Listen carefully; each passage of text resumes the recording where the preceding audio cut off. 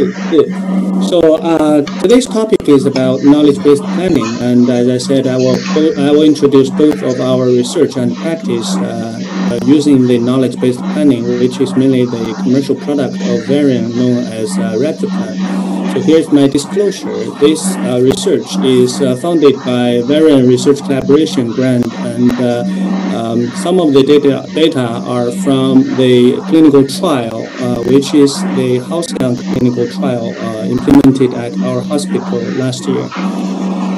So I think Mary just introduced very well about what knowledge-based planning and the advantages of knowledge-based planning. So I think for most hospitals or clinical users, the most accessible tool is RapidPlan, which is provided by Variant Eclipse treatment planning systems. After the version of 13.5, you will have an option of a knowledge-based planning license known as RapidPlan. So as for RapidPlan itself, how it works, first you need prior knowledge, which is historical plans. So the RapidPlan will automatically extract the patient information, including structure, the anatomy, the description, and the existing field geometries, and they will use as the prior knowledge to train an BH estimation model. So the BH estimation model will is actually the core part, the key part of the process of knowledge-based planning. You can either create your own model or you can use the existing model. So I will demonstrate. I will make some examples of using both of your own model and the existing model and present how it works. It is necessary to understand both models are tumor site specific. So one model only works for one type of cancer. We cannot use a head and neck cancer for prostate, for example. And it also contains information about what is achievable goals and what are acceptable trade-offs, which are learned from the historical experiences and knowledges. So the model will predict the most likely achievable dose distribution, and from those distribution, the model will automatically generate the objectives for optimization. And we can also add some manual optimization parameters to make the model better to fit our clinical practice.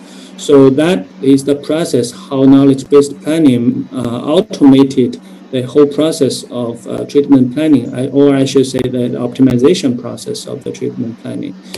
So today's presentation is composed of majorly 4 parts. I will briefly introduce our model construction and application at Peking Cancer Hospital, and I will also introduce our research on how the model could kind of evolution of the model, and also the combination of ESAPI, which is Eclipse Scripting Application Program Interface. We believe the combined use of ESAPI and RapidPlan actually has a stronger function than apply them alone. And last but not least, I will introduce how we use the existing models known as model adaptation and transfer from one institution to the other. So first we start from the model construction at Peking Cancer Hospital. But before we do a RapidPlan model, I suggest everyone consider first is what kind of cancer type should we configure this model for. As I introduced, every RapidPlan model is actually patient or the cancer type specific. So for our first model, we considered at least those aspects. First, we should consider our historical or existing data volume because it's knowledge-based planning. So the knowledge is, the prior knowledge is very important for the model configuration. We need a large amount of historical data available for the model training. So that's why we need to consider how much patient in history you have of a specific cancer type, and also the quality of your historical data, because machine learning, there is a saying that garbage in, garbage out. If your historical data is not very good in quality, you cannot expect good output of your model. And also the standardization of the data, because it's very time consuming to wash the data. And also what kind of application you want to use your rapid plan model. For example, you want to improve the clinical efficiency, or improve your plan quality, or use the varieties, interplanar varieties, like between the hospitals or between the different dosimetrists in your center, which is improvement of consistency. And if you want to have other like kind of specific requirement, if you want to do clinical trial, as to my knowledge, an increasing number of clinical trials, when they recruit new cases, when they publish their progress, they also give them a rapid plan model, so they can make the multi-institutional treatment planning quality more consistent than before. Or the rapid plan model can also be used for teaching, which is the current study at my center. We use it for the training of junior physicists. So model structures and evaluation criteria is another consideration before our modeling. Like, of course, we should follow international and domestic guidelines, but I believe every institution have their own practice and habits, especially for the treatment planning process. For example, we use NTO, normal tissue objectives, at our center, but a lot of centers, they prefer to use dosimetric loops or the volume of interest to control the conformal index. Those are, we should consider those stuff before we do model configuration, because we need to construct a specific model for those volume of interest if necessary. And the last question is, who can do the model plan? Who can do the model configuration and construction and validation? I should say the team leader should be involved in the whole process, because he's the one who can decide if this model can be applied clinically, and what kind of cancer type this model can be applied to. So the team leader has a very important role in this whole process.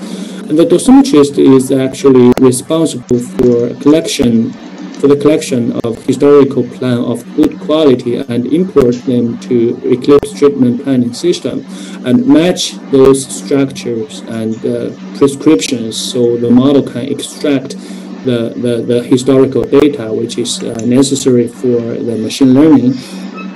And a physicist with a background of statistics is recommended to do the data wash, regression, parameter counting, and model verification and validation. So it's kind of team collaboration to apply, to configure and apply a rapid plan model. So our first model at Beijing Cancer Hospital is for rectal cancer, pre-surgical rectal cancer patients. This is our first publication in 2016 about rapid plan application at our center. So you can refer to this publication for more details.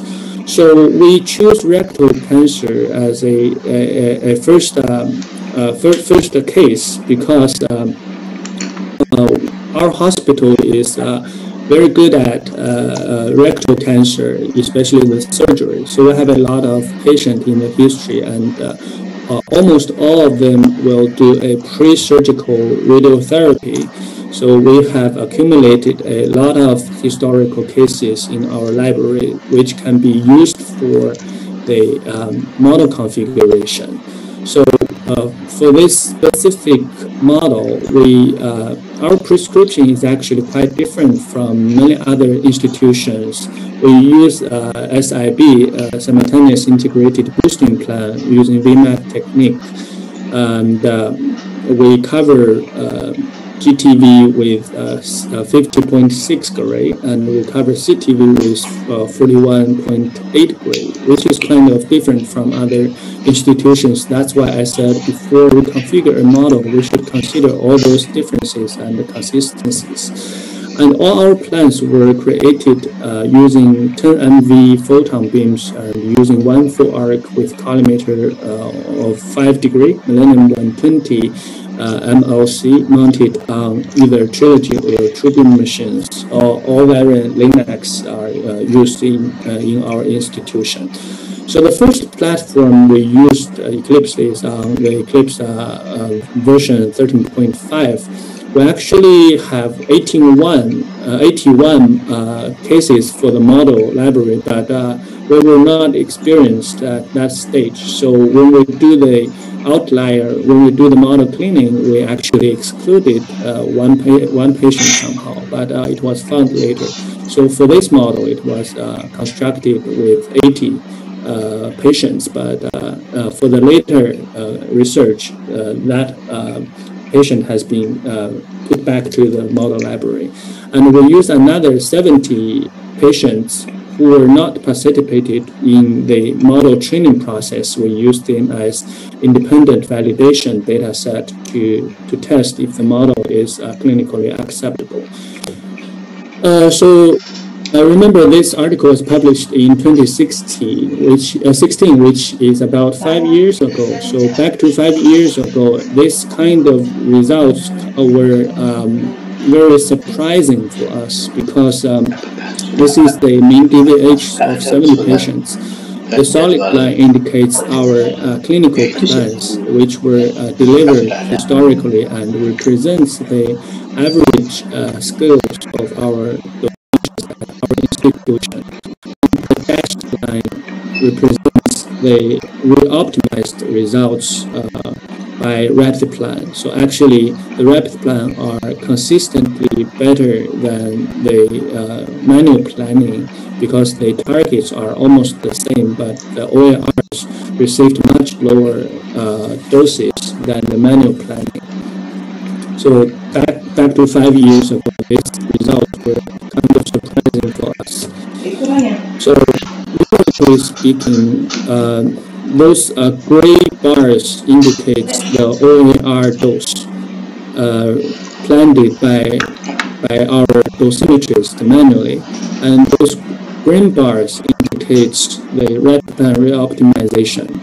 So for each organ, such as the femoral head, the urinary bladder, the rapid plan reduced the dose to the OARs consistently, but more importantly, you can tell the distribution of the rapid plan actually locates in a shorter or smaller area than the manual planning, indicating an improved consistency of the plan quality when we use rapid plan, which is also a very good result.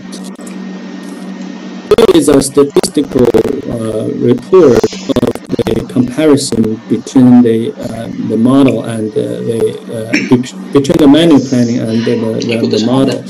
Before we do the model configuration, we actually let one senior physicist to replan all the training data set.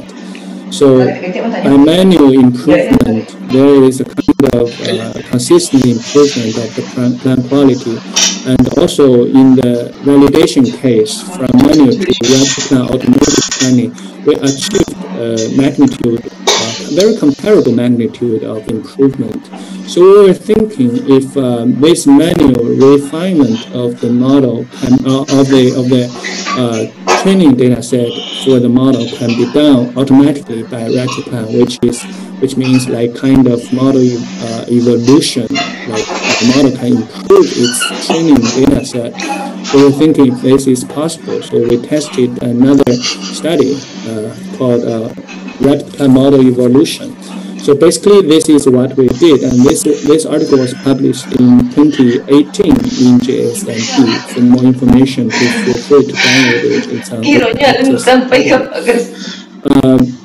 for the 18-1 training data sets, we use an expert to refine them, as I mentioned. So they are denoted as P0. And for the first closed loop, we use the rapid plan model to re-optimize those training data set, and we get P1, plan 1. The plan 1 consists of 75 plans, which were consistently better than the expert plan, and only 6 expert plans were better than the rapid plan re-optimization results. So we put those best plans together to configure another model called model M1, and we do the second loop of closed evolution. And for the second iteration, we got 52 plans further improved, and we got 23 plans further improved, and 52 plans were the best plans in the first iteration, and also the 6 plans were the best for the expert plans. So we put them together to configure another model. And for every model, we do external validation using another 30 validation cases that did not participate in the model training process. So as a summary, the round 1 from expert plan to the first round of rapid plan, 92% of the plans were improved significantly, as suggested by much reduced OER dose. And for the second round, which is from rapid plan results to the second rapid plan result, we don't see much improvement, no matter the rate or the magnitude of OER dose reduction, we don't see much difference. So the final optimized training library consists of 6 original plan, 52 plan 1 from the first round of rapid plan reoptimization, and 23 plans from the second round of rapid plan reoptimization. But also surprisingly, when we do external validation on 30 patients, we don't see much difference using those 3 rapid plan models. But remember, we didn't display the manual planning, and all those 3 rapid plan results were much better than the manual planning. By those 3 rapid plan results, we don't see much difference at all. They were almost overlapping with each other. So the question is, why does that happen? We observed a significant improvement in the training data set, but why don't we see any improvement in the external validation? So we proposed 3 explanations for this. First is the model overfitting. Model overfitting is a phenomenon that the model can only describe very well about the distribution of the training data set. But when we apply it to external data, it does not work that much. So it's kind of overfitting because the model evolution process is only trying to let the model describe the training data set better, but it didn't consider the situations of the validation set. The second is our independent prediction versus competition, because when we do the model prediction or the automated generation of the optimization parameters, the OARs were considered independently. But when we do the treatment planning, all the OARs were competing with each other. So there is a conflict. There is a conflict of those OAR optimization. And also the last reason might be the lower than lower, because when we generate the automated optimization parameters, those parameters were generated lower than the lower bound of the prediction, so which is very challenging for the treatment planning system to get a better result. So we believe the potential of this plan has been exhausted during that process, so we cannot make any further improvement. Okay, so here comes to our third topic, which is the combination of ES-API plus rapid plan. As we mentioned, the rapid plan is actually only responsible for the optimization process, but we still have to do the beam arrangement. We still have to create the beams. We still have to control the patient. We still have to create, for example, dosimetric loops, etc. So we were thinking if ES-API can do the other process, and we use refinement to do the optimization process. So that can actually automate the whole process of treatment planning. That is part of the reason why we apply both ESAPI and refinement at our center. And we also found another interesting stuff, which is 1 + 1 larger than 2, and I will share this research with you. So, as I mentioned, we use variant Linux only at our center, and most of them were equipped with Millennium 120 or high definition 120 MLC. So there are several physical limitations of those MLCs. First, its maximum speed is only 2.5 centimeter per second. The second limitation is the maximum extent is only 15 centimeter. And the transmission leakage is about 1 to 3%, depending on the beam energy. So I think when we use Eclipse treatment planning system based on variant Linux, everyone when we do especially when we do the VMAT planning, we can understand that we cannot open the jaw too large. Otherwise, we cannot get a clinically acceptable plan because of those limitations of MLC. So there should be a very good combination or optimal combination of the MLC and the jaw settings. So we tested refinement prediction of the different jaw settings and found actually refinement does not model the jaw very well. For example, when I close the jaw to 1 centimeter to 1 centimeter, which is almost closed, and the prediction looks like this. And when I open the jaw to 20 by 20 centimeter, and the same prediction can be achieved by the refinement model, which means the refinement model does not consider the actual user setting of the jaws. So we tested 100 jaw setting combinations on one specific patient, and we found we created 100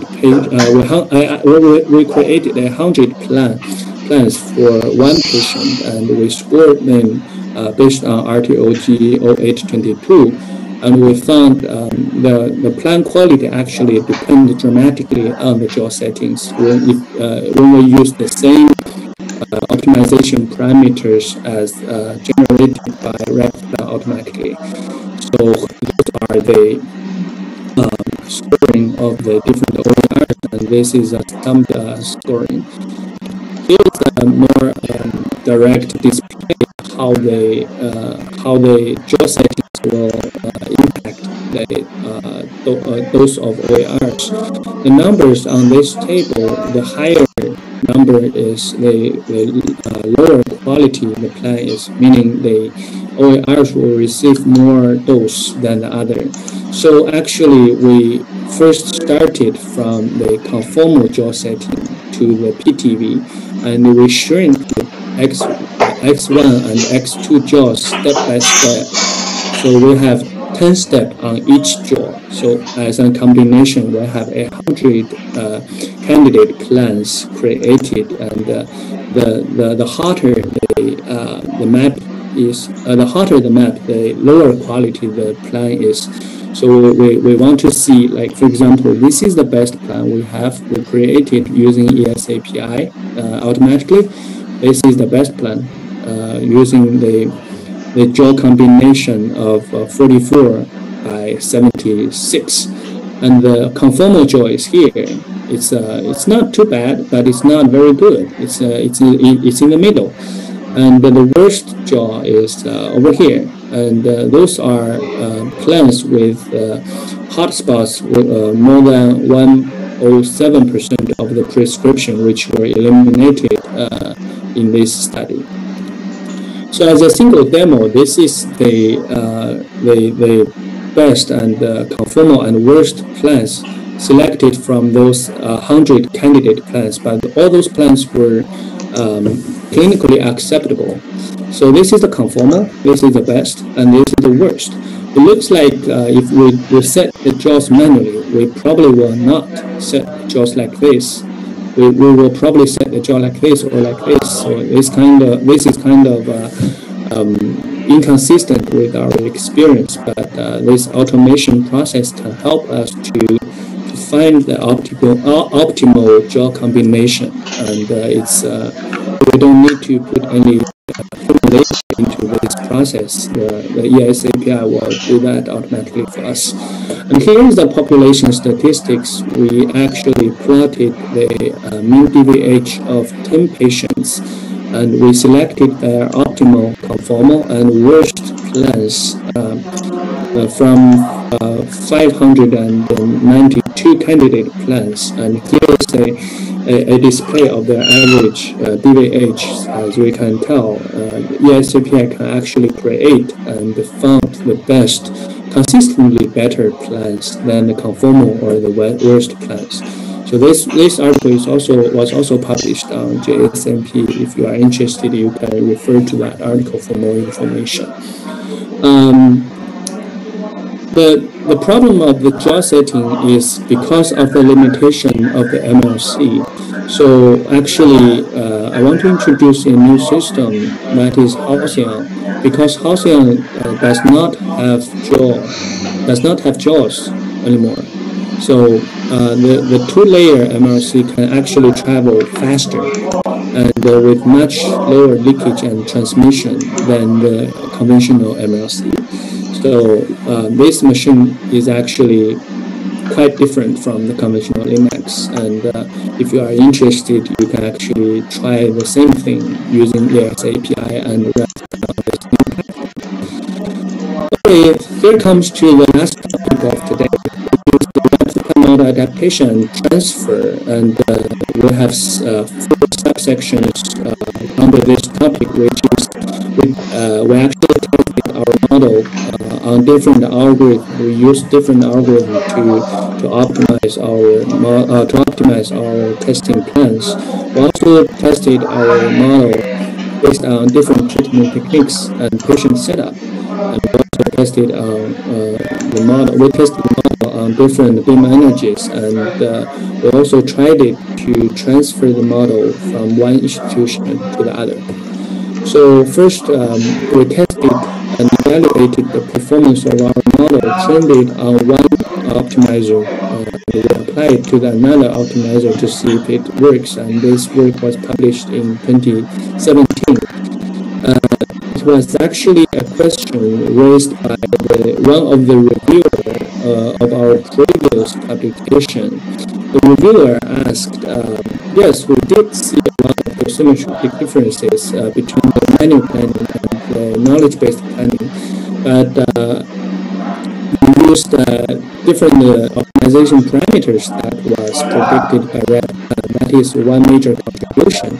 Another contribution is actually the photon optimizer pure algorithm that is mandatory for replica, but for the manual, it's only optional. Actually, for the manual plans, our dosimetrists were using older versions of those planning. For the VMAT planning, we actually use PRO, progressive resolution optimizer, and for IMRP plans, our dosimetrists use DVO. So for the new platform, we all use PO because it's mandatory for replica plan. So the reviewer asked what kind of proportion the two factors contributed to the dosimetric factor. One factor is the different optimization parameter as generated by replica. The second factor is different algorithm that was used between those two groups. So we tested the results on validation cases, and we used the same replica model to generate the parameters. We used the same parameter, but we changed the algorithm. We used either PRO or PO algorithm during the optimization process, and that's our results. We found that no matter what algorithm we use for the optimization, if we use the parameters that were generated by replica plan, we get consistently lower OAR dose than the conventional manual planning, which is indicated by the solid lines. So the dashed lines and the dotted lines indicate the rapid plan optimization plus older PRO, and the rapid plan optimization parameter plus the newer PO, respectively.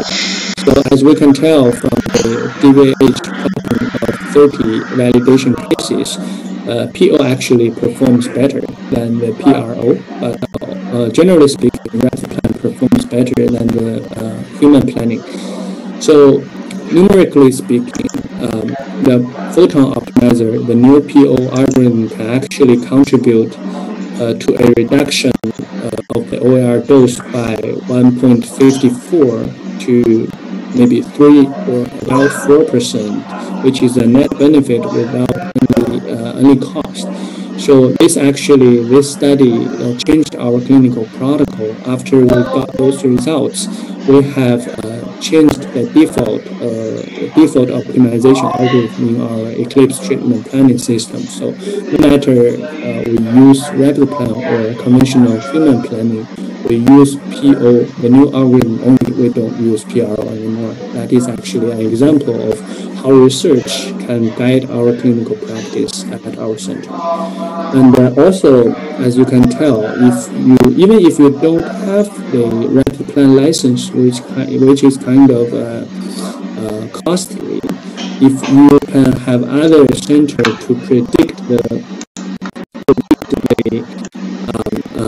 optimal optimization parameters for you, you can also use those parameters to achieve the dashed line, which is also better than the manual plan.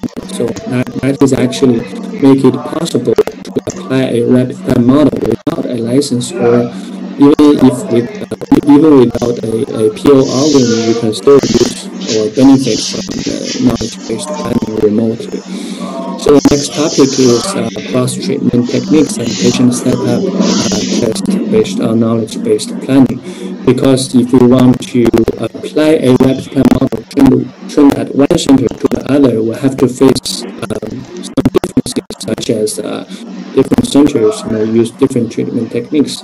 For example, our model was configured on VMAT plans only and on supine patients only. But some institutions, they will set up their patient in prone position. So we tested our model on both IMRT and VMAT plans, and we tested 20 supine and 10 prone patients, and it found out actually this model works, and this model works independently from the treatment technique or the patient setup. This was published also in 2016 on Radiation Oncology. We also achieved consistently lower OAR dose than the manual planning for all the OARs, and we have a very comparable distribution to the targets. But there is one problem, which is the hotspot, because we observed much higher hotspot in IMRT plans than the VMAT plans. But we believe it's not a problem of rapid plan, but it is a problem of the IMRT technique itself. But that can be post-processed by, for example, we can contour those hotspots, and we give a much higher priority to remove those hotspots. That can be done either by ESAPI automatically, or it can be post-processed by the dosimeters with not much effort. So here comes the last topic, which is the the one before the last, which is the cross-energy validation. Because this is also a question raised by the chief physicist from Tianjin Cancer Hospital, and she asked me, why do you use 10 MV photon for all your rectal cancer patients? They only use 6 MV photon for all the patients, and she was wondering if this model can be used at their center if they use different beam energy than we used at our center. So we tested our model on the cases by changing different beam energies. We tested on the 10 MV, which is the default beam energy used for model configuration. And we tested on other beam energies, including 6 MV flattened and 6 MV unflattened, flattening filter-free model. And we tested on 8 MV, and we tested on 10 MV flattening filter-free model. So this results was actually published on PLOS ONE in 2019, and on the very consistent coverage of the target dose, we actually observed a lot of difference on the OER. I will show it on the next page. But for flattening filter-free mode, we didn't see very good performance on the target coverage because we observed a lot of hotspots. That's because refinement does not predict, or refinement does not consider the target dose distribution. It only predicts the most likely achievable dose to the OERs. So the optimization parameters for the targets were actually manually set by our dosimetrist. So we believe that we didn't get good results for the FFF flattening filter-free beams because those target objectives were only set for the flattened beams only, and we can adjust those manual settings to fix this problem. But we didn't try, so we simply removed, or we simply didn't touch the flattening filter-free mode. We only compared the OER dose using the flattened beam, which is 10 MV, 6 MV, and 8 MV. And here is the results. The area above the 0 horizontal line indicates the net benefit by using 10 MV. So no matter what, 8 or 6 MV beam, flattened beams were used, the OERs actually received higher dose than the 10 MV, which is very consistent to our clinical practice. So when we displayed these results to my friend, she said they may consider use 10 MV in their clinical practice, but she needs to convince their therapist to accept that. Okay, here really comes to our last topic, which is the model transfer. How can we use others' model? Or probably everyone knows it is time-consuming and labor-intensive to configure and to validate and to verify to test your own model. So I think it is clinically benefit to transfer your model and adapt the model to your clinical practice. So we have at least 5 motivations to use others' models because we want to further improve our clinical efficiency. We don't have to configure our own model, but we can automate the whole process of the treatment by using the knowledge-based planning, which can improve the clinical efficiency. And also the quality control. This is also reported by many literature. Using a replica model, actually replica model to improve quality control for our treatment. And at the beginning, I think I mentioned many clinical trials. When they publish their clinical protocols, they also publish a replica model and ask every center to do the treatment planning based on the model. So the treatment planning quality can be comparable between those different institutions. And also we use it for education and training and also research.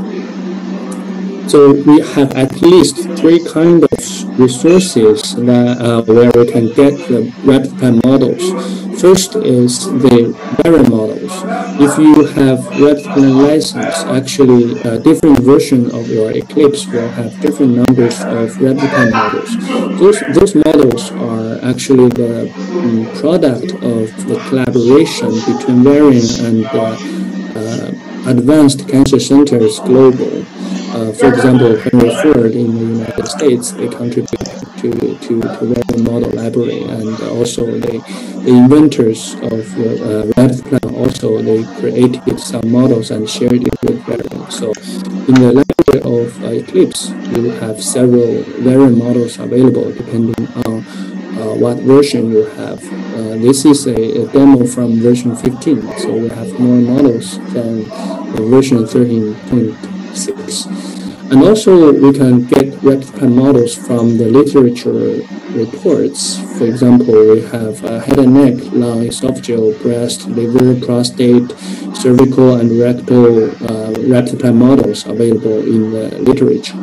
Also, Variant has a kind of online community, which is Oncopeer. You can also download some replicant model online. And it's usually a zip file with password, but you don't have to unzip it. You just import it to Eclipse Companion system. But remember, our own physicists and dosimetrists are responsible for the quality of the treatment planning and are responsible for the clinical safety and clinical outcomes of our patient. So when we do the model transfer and adaptation, remember to validate them on your own cases and verify each plan results manually and carefully before applying to patients to make sure it is safe and clinically acceptable. Don't trust the machine learning result. This is very important. So for variant models, the advantage is usually there is a very brief, very good description in detail about the model's, for example, how it was created and when it should be applied and the parameters it used.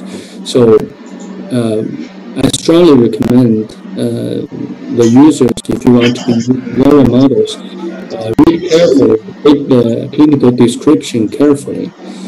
And the second resource is from the literature. I use an esophageal cancer replicant model as an example. It was published on Radiation Oncology, and you can actually read the article. It's also open access. And in the additional files, there is an additional file. You can download their model configuration. Of course, you cannot download the original patient data that were used for the model configuration because it's against the HIPAA and the law, but you can download the structure of the model. Actually, that will save you much time. You can use this as kind of bottle, and you fill this bottle with your own historical cases. That will save you a lot of time when you do the replicant modeling. So that is our experience.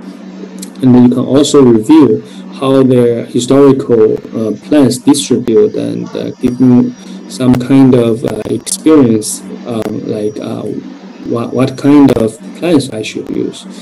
And this is a regression result, and your model regression should look like this before you do the validation based on validation cases. And here's the workflow of our model verification. When you have a model configured, you first process the target DVH plot like this one. You need to review the DVH plot, but on this page we only display the DVH of the OARs. But first step is reviewing the target DVH plot. And second process is to deal with the influential data points, which includes the dosimetric outlier or the geometric outlier. So the first one is to check the geometric outlier, and but you don't destroy your model. Instead, you duplicate the model and try if the outlier is a geometric or dosimetric one, and you find an appropriate way to remove or replan the outlier and repeat the process until it is satisfactory, and then you check the dosimetric outliers. I would recommend you keep the geometric outliers if it is not a mistake. For example, if it is a too big or too small bladder, I suggest you keep it in your model, even if it is a geometric outlier, because when you apply the model, you will probably have the same problem that you can often have a patient with either very large or small bladder. And dosimetric outliers can be removed or improved by replanning usually. So that is also a good way to keep the geometric diversity of your model. So I would recommend you to re-optimize your dosimetric outlier rather than just simply remove it. And then the model verification is completed, and then you can test your model on external plans to see if it performs well and you can adjust, fine-tune your parameters to make the model works for most of your clinical cases. So finally, I want to thank Varian Research Grant to fund our research, and also Beijing Natural Science Foundation for their funding. And I want to thank my co-workers at Peking University Cancer Hospital, Junios Hospital, and Varian Research team. Thank you. And I was told I can take several questions, right? Yeah. Yes, Professor Zhang, we have few questions over here, and thank you very much for a very informative and detailed description of the work you have done. So coming to the first question, which is from Professor Alejandro Masal. Can you include a robustness analysis in the model? Robustness analysis. The robustness of the model was actually tested. We test our model on different techniques. We tested the robustness of the model on different techniques and optimization algorithms, patient setups, and different energies. We also tested on different institutions. Remember, I acknowledged Junios Hospital, which is our satellite, but they use both Varian and Electa machines. So we actually tested our model on Electa machines, so it also works well. So I think yes, that is a very important question, because when we apply only AI model, we need to test its robustness before we can apply it. So, like, you have tested both on variant model as well as and both are utilized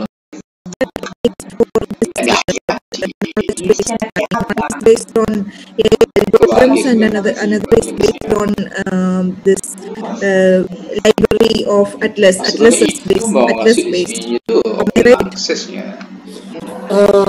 Is there any difference in the final output of the performance? Actually, we didn't do any comparison between knowledge-based planning, which is on RedPlan, and the Atlas-based automated treatment planning, because we don't have a commercial treatment planning system that is Atlas-based.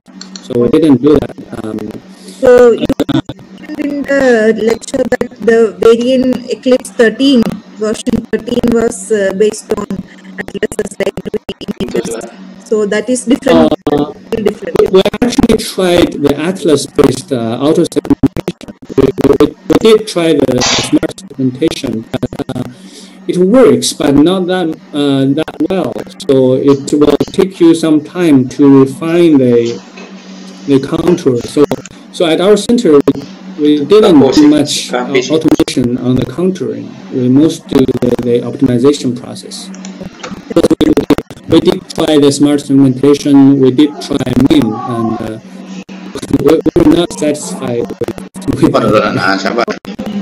Thank you. To the next question, what is your experience of KBP in head and neck cases and other complex clinical settings? Have you tried any of them other than hospital site?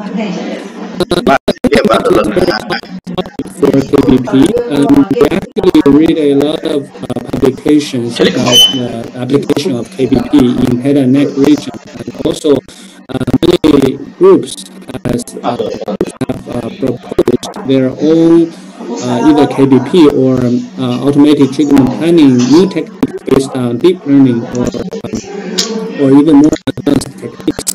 And head and neck is a very hot topic for their selection.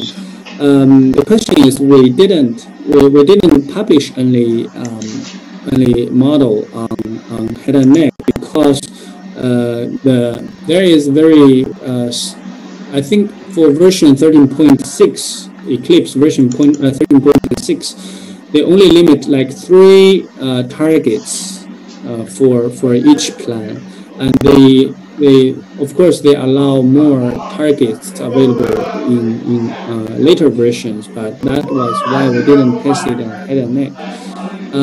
But we do have a new model on head and neck, and we didn't publish any results on head and neck. But I believe there are a lot of articles that are available, and if you are interested, you can have them online. Yes, there are numerous models and literature available on various cancer sites. Yes, head and neck is more challenging than the rectal. The reason why we select rectal as our first model is it's relatively simple, and we need some confidence to apply these new techniques. We don't want to start from a very challenging case, and that will make us frustrated if it is not a success. So we started from frustration. The next question is regarding that. So you have mentioned in one of the slides that like 592 candidate plans were created for each patient for 10 patients. So the question the person asked this is Ernst Ansud. He asked, what is the suitable number of training cases we need? Means we have to go up to 600 planning for each patient to optimize this, validate this model, or like what is the optimal number we should go on a routine practice? Can you still see my screen? Okay, now you can see my screen, right? Yes, we can.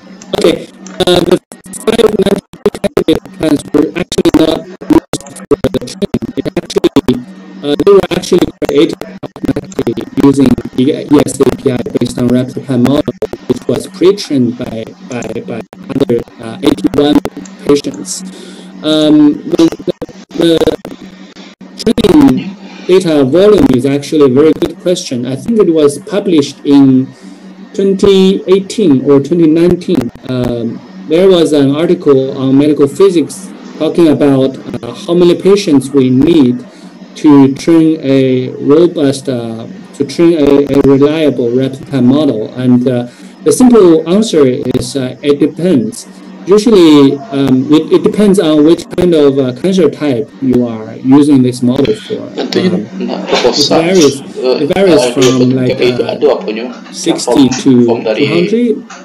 That's my memory, but could download that article and check out. I think it's cancer type dependent, and there is a systematic investigation on this topic published on medical physics. So this 60 to 100 is for prostate cases from your study, right?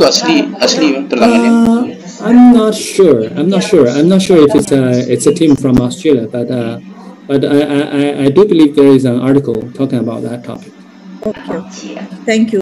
And how do you check the model? Okay, I think this was answered in the further slides, but if you would like to elaborate further, how do you check the model performance? What is the criteria to accept a model? What criteria? Okay. I think the performance of your model is actually dependent on your clinical practice. So you will have an experienced dosimetrist and an oncologist to help you to check the quality of the model. So basically, the quality is the assessment of the plan quality is consistent with your clinical practice. If your oncologist and your dosimetrist are satisfied with those models generated, with those plans generated by rapid plan models, then it can be considered as clinically acceptable. But for the ES API, because it's automatic process, you need to tell the computer how you want to quantitatively evaluate your model. So we actually adopted RTOG 0822, and this is our plan quality score. This is only our practice. You don't have to follow this one because we proposed this kind of score based on the OER dose. So I think every institution will have your own criteria for the plan evaluation. Thank you. And coming to the next one, what for on-syndrome? Yes. Options available On-syndrome. I have no idea. Okay.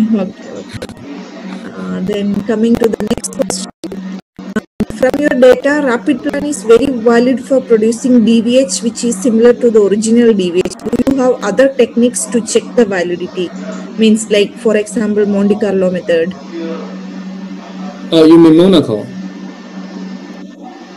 Do you have other techniques like Monte? Are you using Monte Carlo methods? Oh, I see, Monte Carlo. It's actually a different question, because we have checked the PO and PRO algorithm.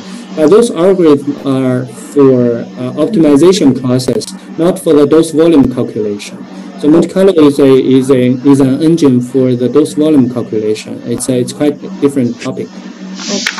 Yeah, we didn't try. It's we created all the plans either based on AAA algorithm or Acros XB for the dose volume calculation. We didn't try. Okay. So the next question is related to this only. How do you choose the features of the model? Do you use PC analysis to choose the feature? Yes. Let me go back to this page. So basically, RapidPlan actually use PCA to reduce the dimension of the data set. But as clinical users, we don't have to do that. The Eclipse will do that automatically. All you need to do is just to fit the model with your historical cases and match the structures, and then the model will extract the patient information for regression, and the PCA will do automatically by Eclipse. Yes, it is based on PCA. Yes, thank you. And what about non-coplanar fields? Oh, we didn't try it because we don't use a lot of non-coplanar beams at our center. It's a good topic. Maybe you can try it, and maybe it's an opportunity for more publication. Yes, you can do that, because the prediction is actually it actually considers the beam settings, the beam geometry, and that would be an interesting topic to do further investigation. And to Professor Zhang, there are few requests for your email ID. If you are, sure. Please let me share my screen, and yes, you can share it. Yeah, it's on the first page.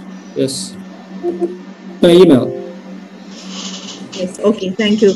And the recording of the whole session will be shared on the form website, so anybody can take that and contact him, and you will have the recording also. And that with this, I think all the questions are answered, and I would like to request Professor Chowgule to further expedite the procedure. Okay, thank you very much, Dr. Mary Joan, for very nicely conducting.